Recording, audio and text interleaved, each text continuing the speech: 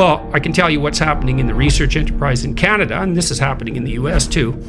You can't get a research grant in Canada, and all you MIT STEM types who don't have a political bone in your body have better be watching out for this, because you're going to get steamrollered by the ideologues who have a way better grasp of political reality than you guys do while you're concentrating on your vitally important research, as you should be. In Canada, you can't get a research grant to do engineering or hard science work unless you write a diversity statement. Now you've subsumed your science to the diversity claims. It's like, and here, let's think this through.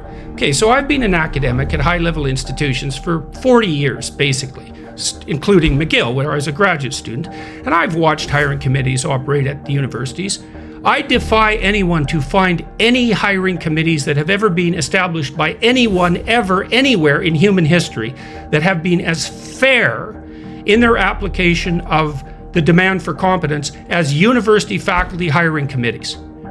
We've never done better ever than we did in the last 30 years. And now we're willing to swallow this absolutely preposterous notion foisted on us by incompetent HR professionals who are undertrained, accusing us of an implicit bias that we can't control, that they could fix and should fix and have to fix, by the way, by the imposition of these incredible, scientifically unjustified training programs.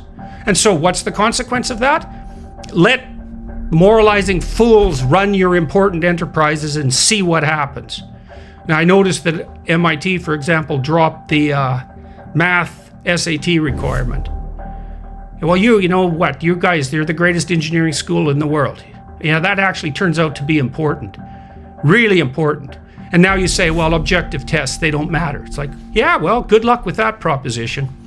So I cannot understand how business people, and academics for that matter, who are perhaps even worse, can be so blind as to let in a fifth column, essentially, predicated on the notion that capitalist systems and patriarchal systems in general are fundamentally unjust and racist, and then to promote that as evidence of their open-heartedness and willingness to deal with racism.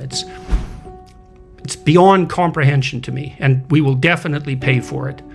We are paying for it already. And so it isn't just diversity and inclusivity, let's remember, it's also equity. And it's interesting that equity wasn't in that list, because it's by far the worst of the three, because the equity claim is essentially predicated on the notion of equality of outcome, which is, first of all, impossible to define across all possible variables of outcome, and would require something approximating a totalitarian state to ever impose.